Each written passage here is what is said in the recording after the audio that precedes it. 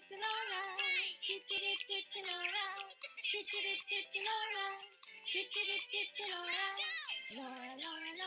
the explorer. Who's a super cool explorer, Laura? Hi, everyone. Forgive the silly musical prelude, but I couldn't resist. All of Lydia's kids loved Dora the Explorer when they were young. What about you? I've always loved the idea of exploring new places and interacting with new people and dogs. Of course, right now, our traveling is very limited. Basically, we go around the same 3 blocks over and over. I find myself sniffing my own urine repeatedly. But let's get serious for a moment about such wanderlust.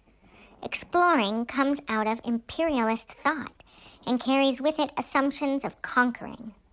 So I'd like to talk a bit today about how we can ethically engage rhetoric across cultures.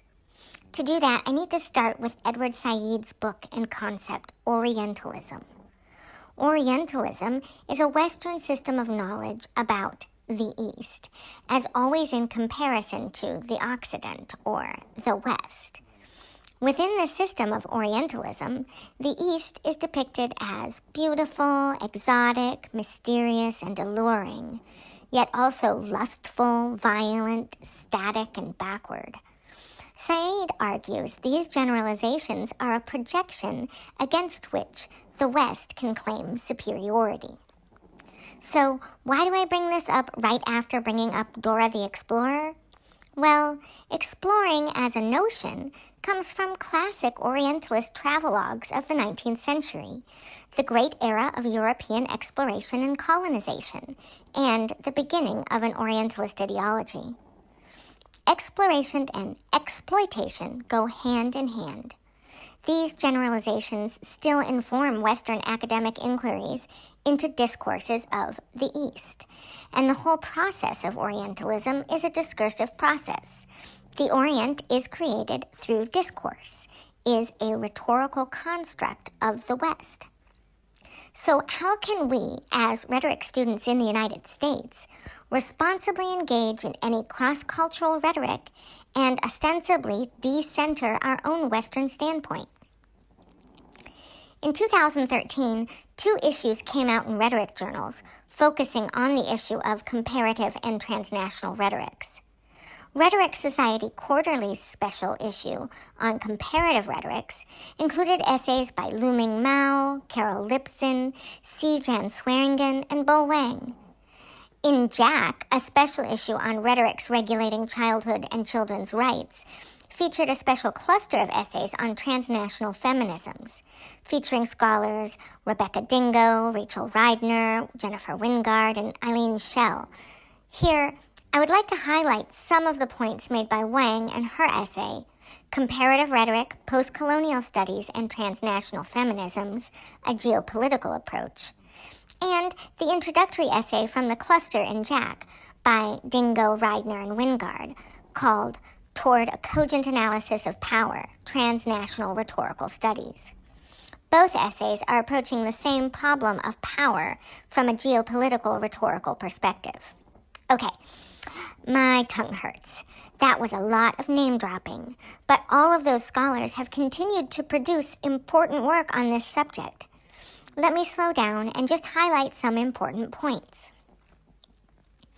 The piece by Dingo, Reidner, and Wingard responds to a particular discursive problem where the term transnational was being picked up and circulated within rhetorical scholarship, but was being conflated with global, without any consideration of power structures and material exchange.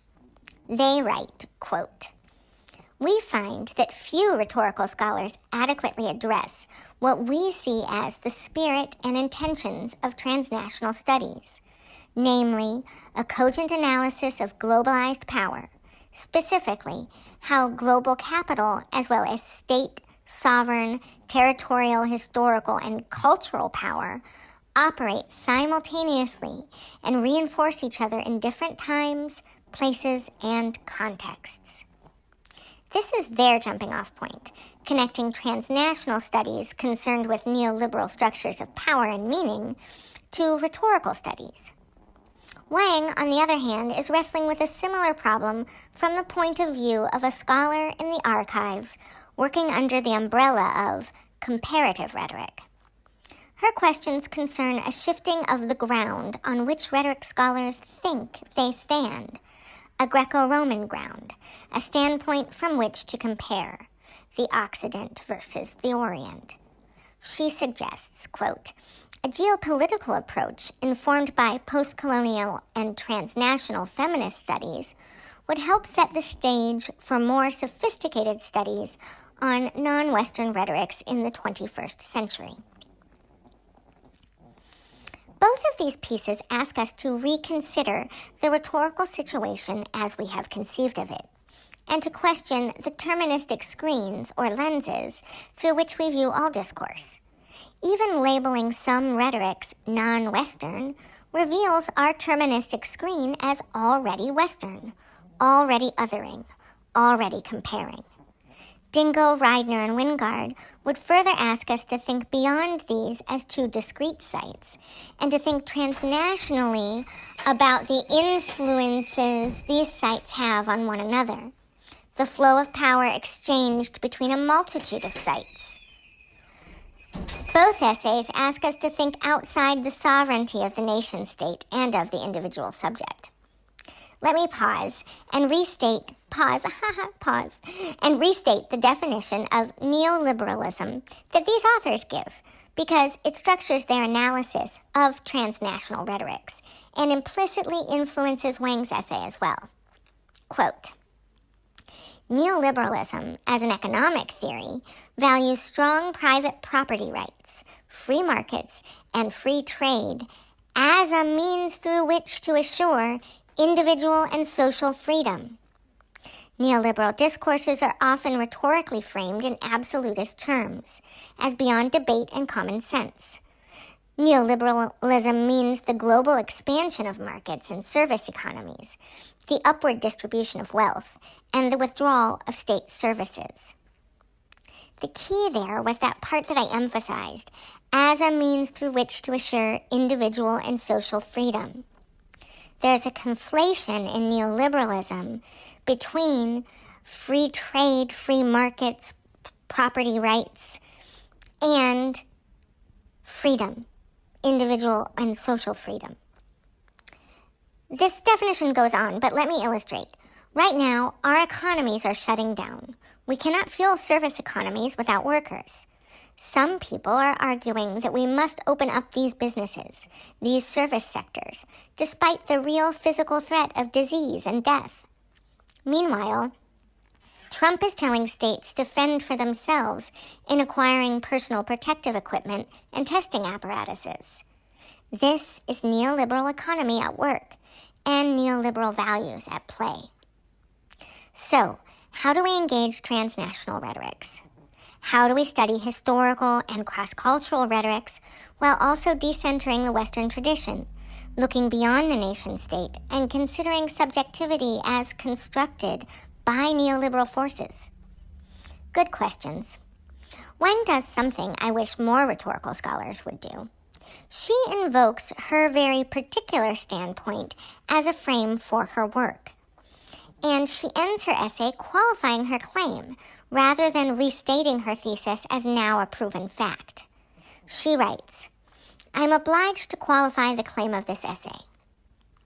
While a geopolitical approach informed by recent developments in post-colonial and feminist studies may help complicate our understanding of non-Western traditions, what it offers cannot be a panacea for studying non-Western rhetorics, but rather heuristics, or models or study guides, for rethinking methodologies of comparative rhetoric and reflecting on how our own subjectivities and locations shape our research questions and analytical categories. Whew. I'm Laura, the Rhetorical Pug, located in Walla Walla, Washington, speaking to you during a time of global pandemic in which I am forced to sniff the same small plots of land over and over and over. Going over the same places is not a bad thing. I learn new smells each time, and a bit about myself and my location in the world. Ta-ta!